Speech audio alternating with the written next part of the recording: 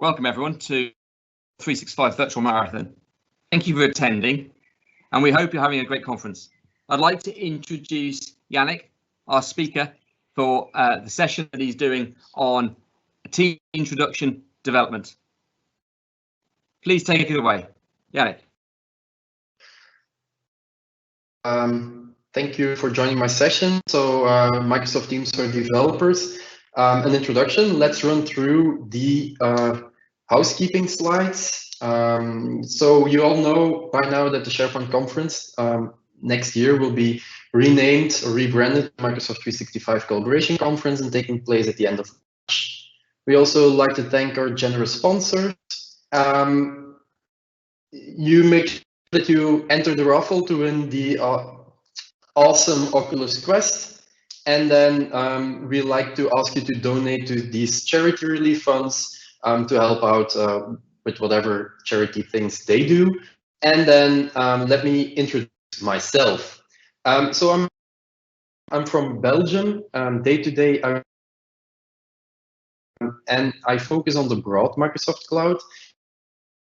Office Development MVP, mainly on SharePoint and Microsoft Teams. So my Twitter handle and my blog URL are on the slides, and feel free to reach out.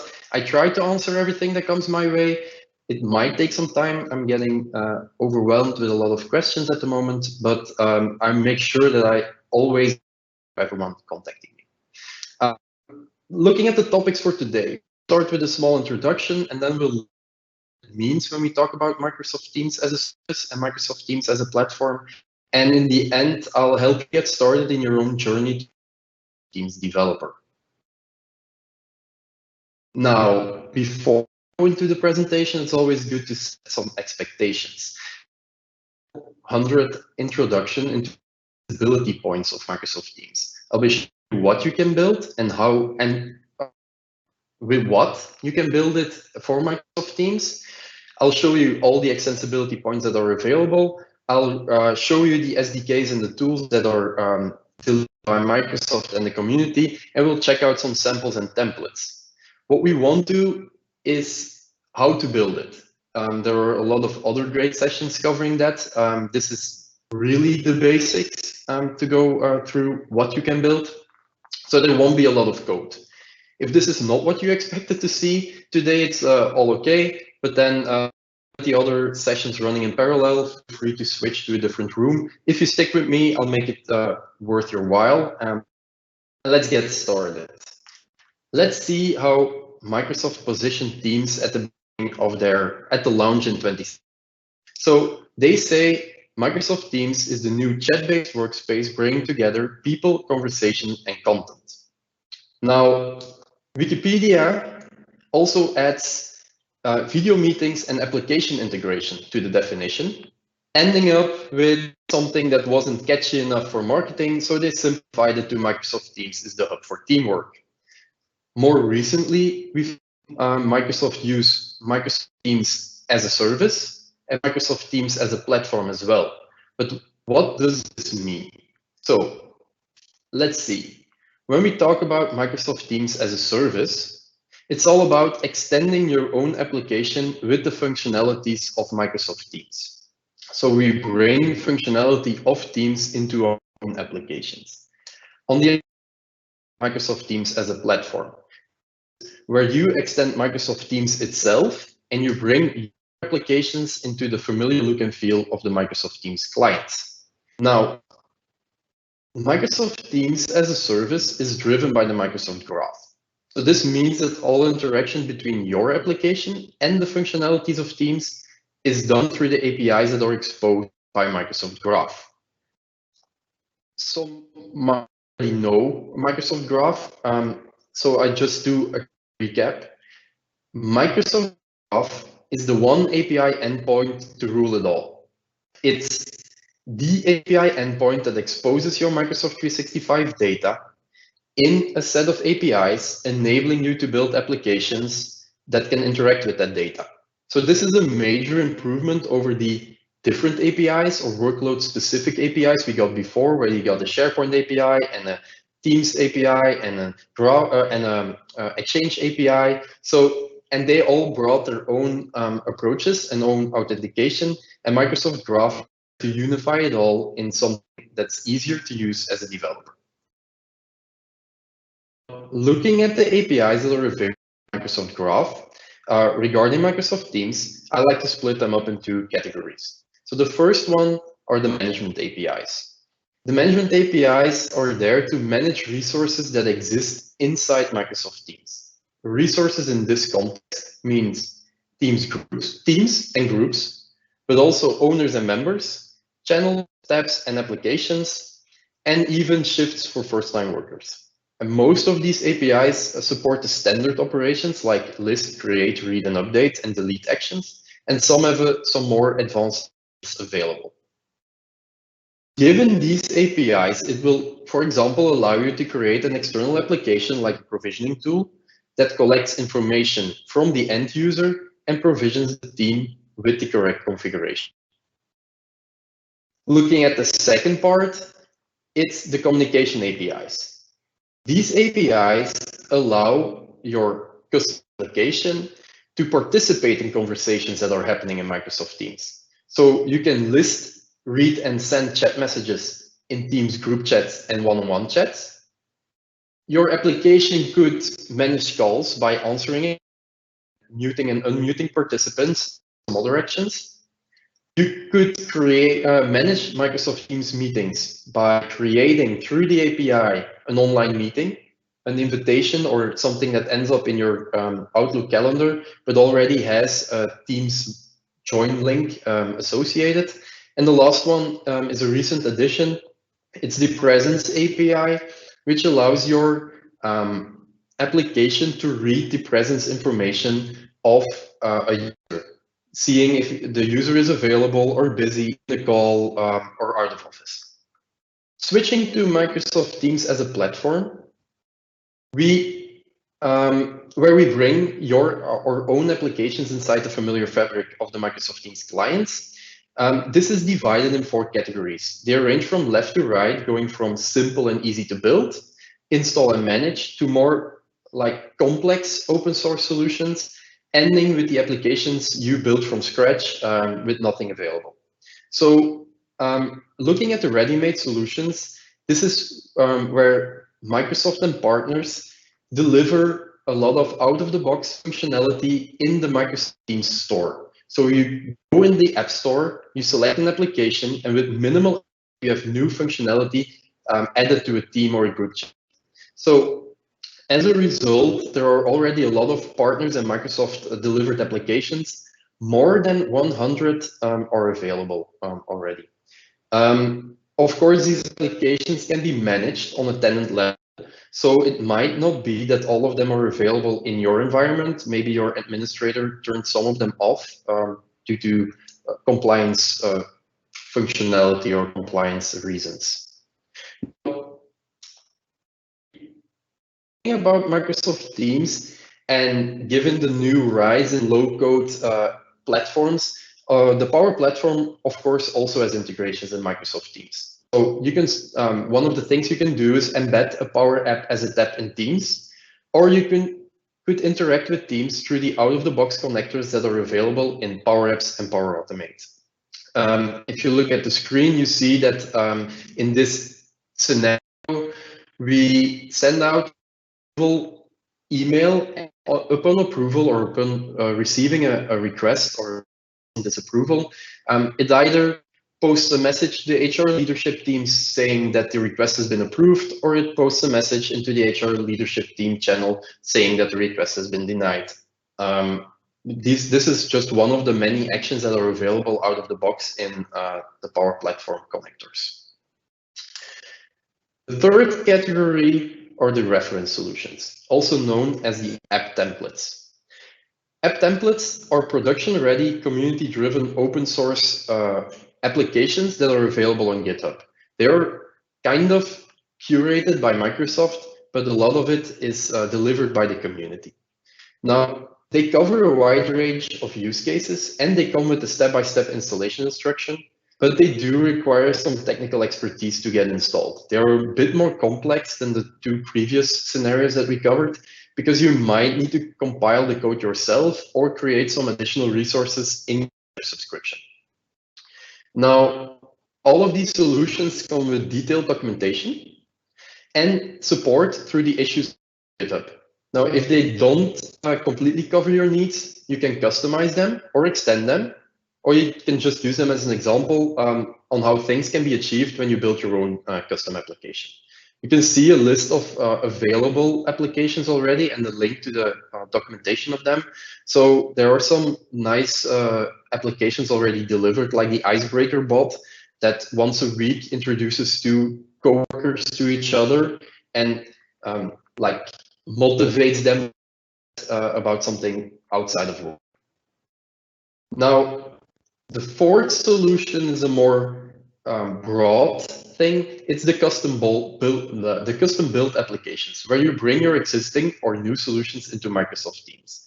Now, if you have to bring something into Microsoft Teams, you have your application, and it has to have an interface inside Microsoft Teams, which is either a tab, a bot, an adaptive card, a messaging extension, task module, or connect, sometimes notifications, and the backend where your application is running. So it's we see mostly that it's running on Azure using Microsoft Graph and some resources outside of inside of SharePoint, Power Apps, and Power Automate. But of course, if you want, it can be run basically on any infrastructure. And then it integrates. Now, taking a custom built application and looking at it, we see that it exists in three parts. So the first part is your actual Teams application, which is just a zip file containing three specific files. The first two, well, the last two on the slide, are the color.png and the outline.png, which are the two icons that are used to represent your application inside the Microsoft Teams store. The flyout of your Teams application in the left rail, your application when it's inside that same left rail. The third file is the manifest.json file. It's a JSON file that defines and describes the functionality that your application has inside of Teams. So it like shows the name of the publisher, the developer. It shows which functionality is available with your or delivered with your application, and then Teams knows what to show. The second part, or the app registration, happen in one of the many portals right inside Microsoft has, somewhere in the Microsoft Cloud. Depending on your application, you might need only one or two of those app registrations. The first one's probably the one that's very important for single sign-on. So then you need an Azure AD app registration. If you want to build a bot or a messaging extension, you need a registration in the bot framework portal. And if you build an Outlook connector, you will have to register that Outlook connector in the Outlook connector web portal. The third part, arguably the most important part of your application, is your application logic. The thing that processes what you want to be done inside Microsoft Teams. Looking at what we can build, we see that your application logic is either a web application with some server-side and client-side logic, or just a web service. Let's take a deeper dive into the app manifest. Looking at the manifest, we can see everything that's needed to define your application.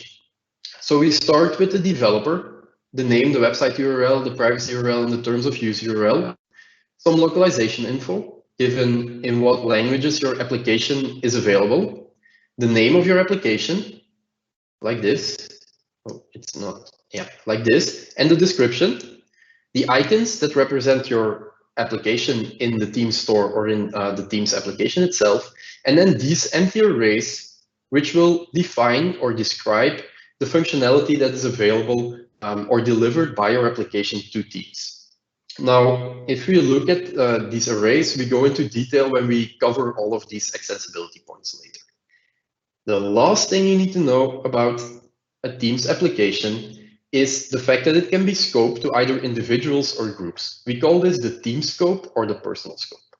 Now, in a team scope, this is an application that can be used in teams and channels, in one-on-one and in group chats, and it's supposed to surface information that is relevant to this group of people. Now, in the personal scope, an application is it's used just by one user. It's either a personal scoped tab or a personal bot that you can have one-on-one interactions with. And it's supposed to surface information that is relevant to you as the end user, just information for that one user. A good example here is the Microsoft Planner app. In the team scope, it shows you the task for that specific team, but in the personal scope, it only shows tasks that are assigned to you. Time to look at all the extensibility points. First one is the Teams tab.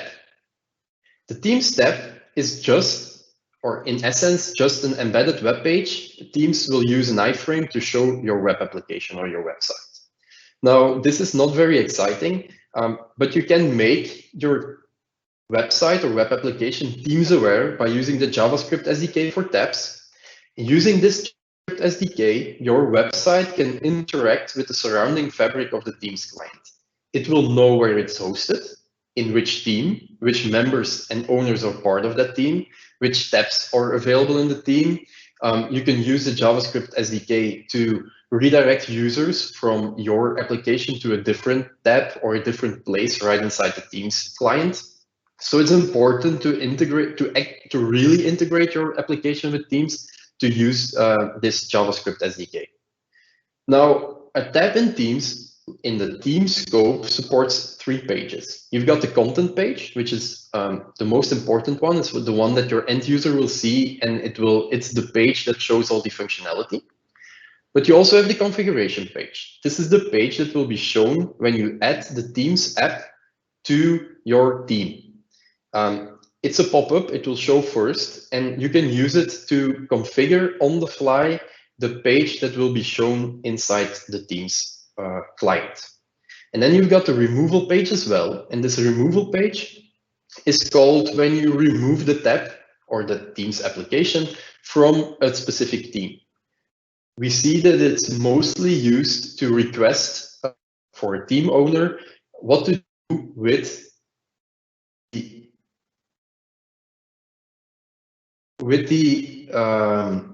data that your Teams application has stored. So it asks you to, do we want to keep the information that we have, or can we keep it, or do we have to remove it? Seeing that all of this website or functionality is built on, it's just a basic website or web application, it can be built on any web stack that is available.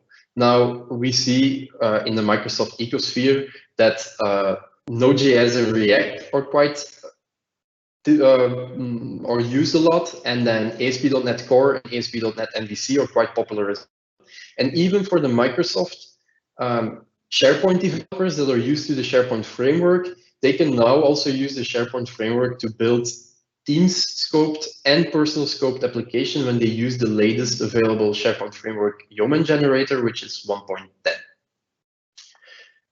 Looking at the manifest, you see that we have 2 ways in the manifest that describes tabs. You've got the configurable tabs. Those are the team scoped applications. You see in the scopes that it shows team and group chat.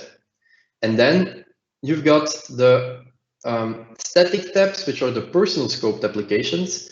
You can, while it's an array, you can only have 1 personal scoped application inside the Teams app for now. The second most used, or arguably one of the other functionalities that's competing for first place with Teams tab, conversational bots. We see that they get increasingly popular, and a bot, while doing some very advanced processing in some cases, is in essence a publicly accessible web service. It's also made Teams aware. That's done through the underlying framework on which your bot is built, and it supports text interactive cards and task modules. A bot is built on the bot framework v4. In more detail, v4.6 started supporting Teams bots as well, and the current version is 4.9, I think. So make sure that you use one of the latest versions. When you create a bot and register in the bot framework, your bot will be available in Teams, and you can interact with it, send some data to your web service, and then your web service can either respond with text or a card like this, or a task module. Looking at the manifest, it looks like this. So a bot is one array. You have to specify and in which scopes your bot is available.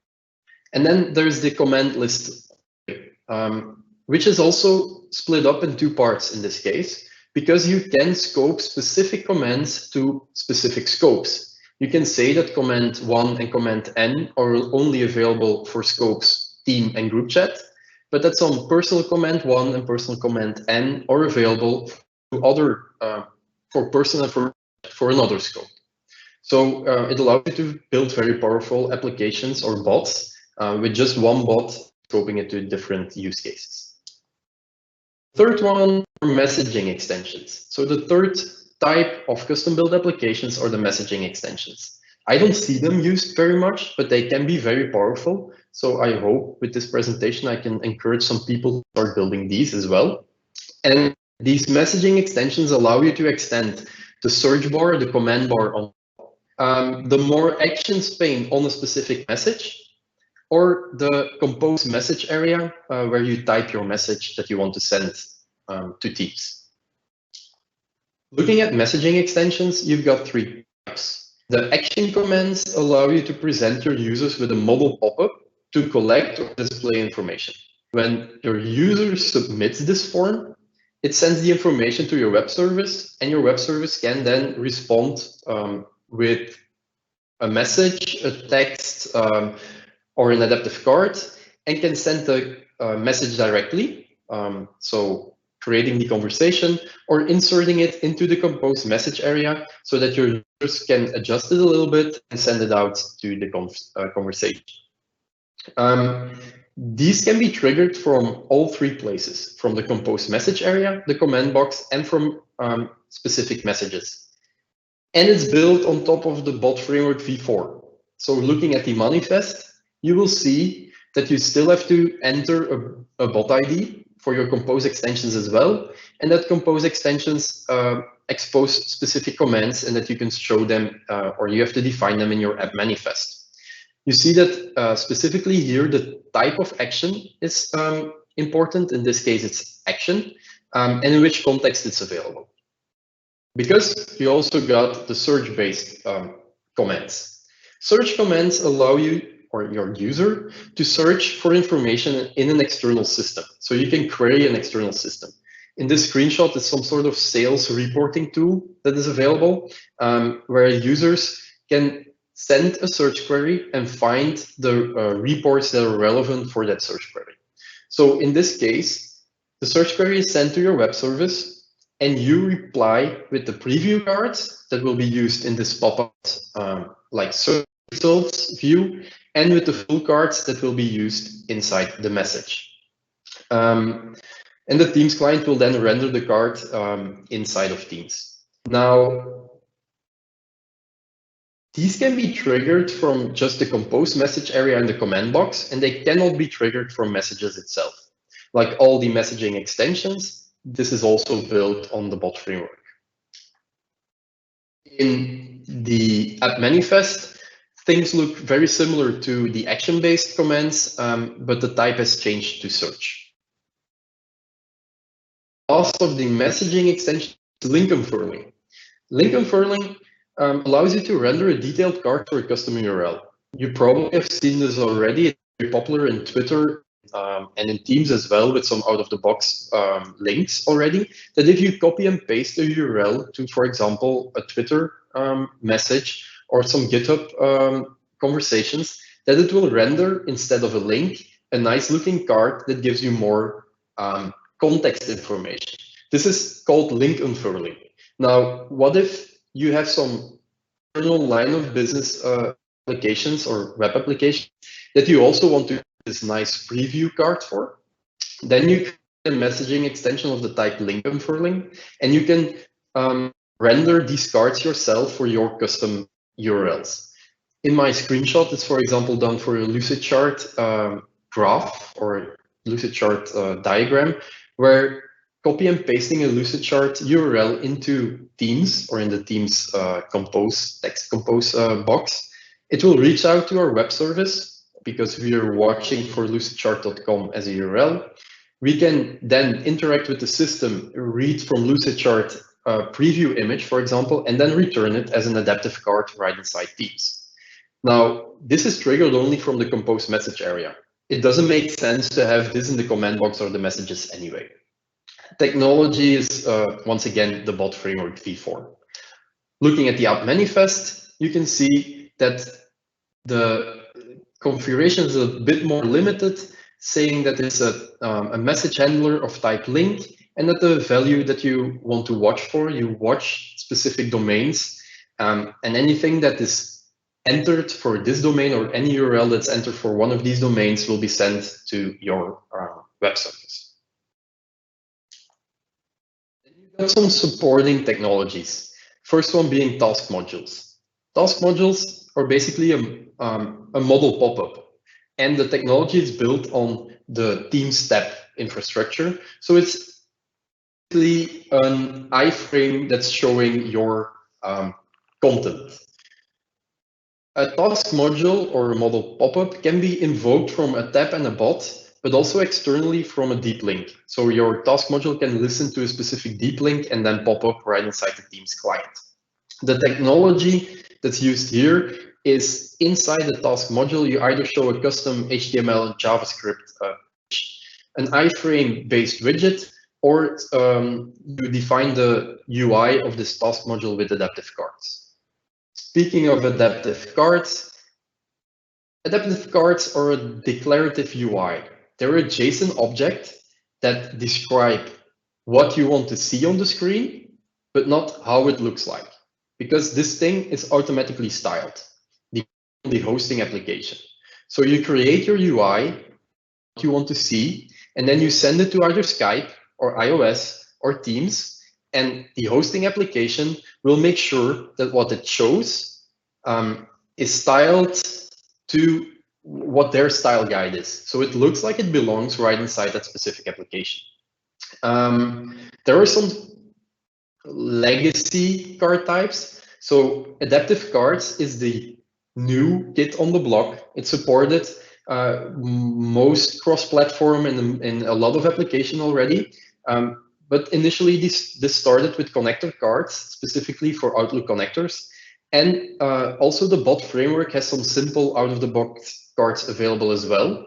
And all three of them are supported in Teams, but not all three of them are supported for every extensibility point in Teams. So my suggestion for anyone that has to start new, look into adaptive cards because it's supported for every extensibility point right inside Microsoft Teams.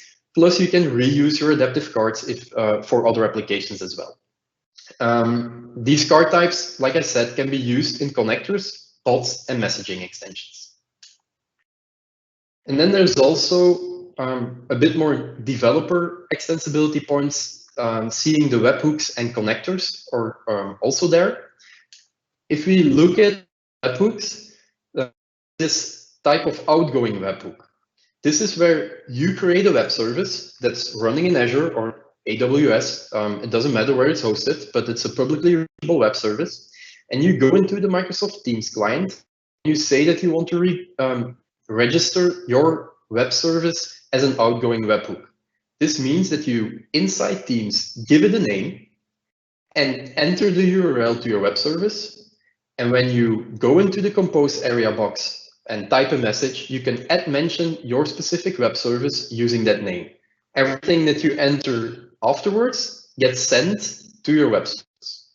The problem with outgoing webhook is that you cannot configuration page. So once it's registered, it's just as is. You cannot tweak it for specific usages. And it also cannot be packaged as a Teams application. So it cannot end up in a zip file and be reused across multiple teams or even distributed in the Teams store. You also have this type of incoming webhook. The incoming webhook basically is an exposed URL that can accept messages. So you go into your Teams client and you say that you want an incoming webhook. This then generates a URL that you can use and your application can send messages to. The same negative type things apply webhook as well. You cannot have a custom configuration page and it cannot be packaged as a Teams application. So this means that if your application has to send information to multiple teams or channels, for each of those teams and channels, incoming webhook has to be reconfigured, ending up with multiple that your application has to send. To alleviate it, you can create Office 365 Connect. It's basically the same thing as an incoming webhook, but you register it in a specified portal within the Microsoft ecosphere. This means this special type of incoming webhook does allow a custom configuration page and can be packaged as an application. As a result, you package it up, you can open it or install it in channels. It will pop up a configuration page, so you can tweak it for that specific team, and then reuse it across all of the teams and channels that you have in your organization. Looking at the manifest, it looks like this. So you have this connector URL array in your app manifest. You have to enter your connector that comes from the developer portal, the configuration URL, a web page, some form fields to fill in, and that data will be sent to your hook or your URL, your web service, and can be used to adjust the responses or adjust your web service to a specific team or channel. You need to get started, because we covered all of the extensibility points. Now, if you want to do this yourself and you want to start building, you can do everything yourself. You can start with opening Visual Studio Code, start developing, building, writing code, and going through that, and then create a file and writing all the JSON yourself. But I suggest you take some of the tooling that's been made available by the community and more recently by Microsoft that will help you speed up. Because, well, let's be honest, who wants to write on their own? With some guidance, it's a lot easier. Now, for last week, we only had the Yeoman generator Microsoft Teams. Generator, for the people that are familiar with the Yeoman generators, like the one that's put out by Microsoft, by SharePoint or the SharePoint team for SharePoint framework development. This is something similar, but it's driven by the community. It started by Victor Reelan, and it's now adopted by the Patterns and Practices team as well. And this is available since 2 years already to build stuff for Microsoft. Now, last week, Microsoft also launched the Microsoft Teams Toolkit for Visual Studio Code. The Microsoft Teams Toolkit for Visual Studio Code covers a part of what the Yeoman generator does, but also some functionality Teams App Studio covers. An application that's your Microsoft Teams client. Visual Studio Code extension combines the best of the Yeoman generator and the Microsoft Teams App Studio. To be honest, the Microsoft Teams Toolkit for Visual Studio Code is currently in preview mode and doesn't really have all the functionality of the Yeoman generator. And it's not a convergence type of situation. This is the Microsoft Teams team putting out their own Visual Studio Code extension, and in a later point, Visual Studio extension as well. And the people that are in the Yeoman generator, the community people, are not involved in the Visual Studio Code extension. So it's up to you to make a choice. Currently, my recommendation is the Yeoman generator. It's been years, it's proven technology, it works really well. Victor and the community are supporting it really great. And then combining it with the Microsoft Teams App Studio. Now, looking at Yeoman generator, when you install it, you have to install it using npm, and then it's installed in the global scope now on your computer. Now, using the Yeoman generator is as simple as typing yo in a terminal, and hopefully this runs smoothly. It will try and look at all the generators that are available on your machine. So let's see, give it a little time. On my machine, it supposedly should find the Microsoft Teams generator as well as the SharePoint Framework generator, but it's not doing what it's supposed to do. So let's try again, yo Teams. So you can also rightly call one generator and then open it up. I'll let it run in the background and return to this in a minute. Let's see where we end up, and switch up to my Teams client in the browser. Teams client in the browser gives you the ability to use the App Studio. The App Studio is the Microsoft Teams App Studio is an application that is installed inside your Microsoft Teams. So you can find it by clicking and more apps. You can store it in the store, and then it will show up here. Now, since I already have it installed, it will say open. So let's go open it already.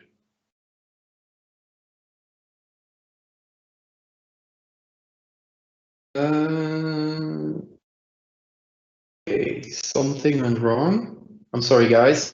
Someone took over my presentation, so I'm trying to share again. I really like to know.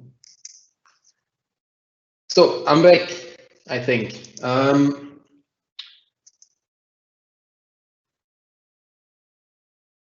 So in this app, this manifest editor, most important part of this tooling. Not sure which one is live. I hope you can still see my screen. Yes, okay.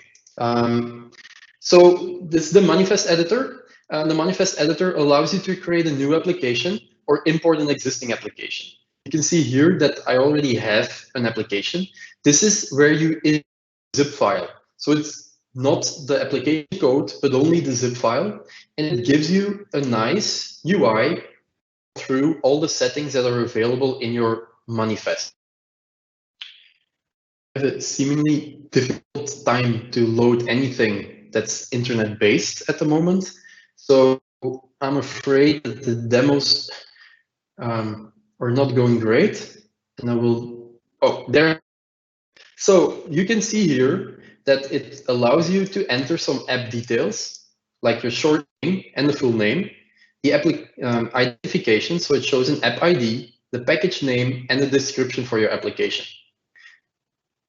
This also allows you to define all the capabilities. So it allows you to define, for example, the tab. You can see here that I already have a Teams tab, which has a configuration URL, but you can also, if you'd like, enter or create a personal tab. All of these settings just translate into the manifest file, but it gives you a UI to enter that information. It will do some validation and make sure that you enter the correct information. In the end, you also have the distribute option, which allows you to sideload the application directly into your Microsoft Teams client so you can test it out, or download the new zip file or app package that you can distribute within your company store, or you can even submit it directly into the Microsoft Teams store for validation. Let's hopefully back to my terminal. Hasn't done anything, so I'm going to cancel that and switch back to the presentation. Sorry for that. Let's move on. So we covered, and now everything's crashing. I'm going to do the last thing without PowerPoint, I'm afraid. So we covered Microsoft Teams as a service, where we bring Teams to your applications, and then Microsoft Teams as a platform, where you bring your applications into Microsoft Teams.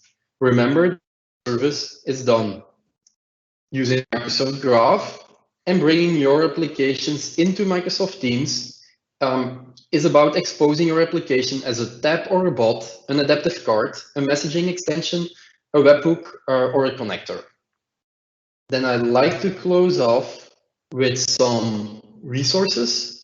So if you want to get started, read up on the Microsoft Graph for Teams documentation. Platform. It's a really nice getting started guide available on the Microsoft Docs platform, some code samples, the SDKs. If you have no experience, I can highly recommend the Microsoft Learn resources associated with Microsoft Teams applications.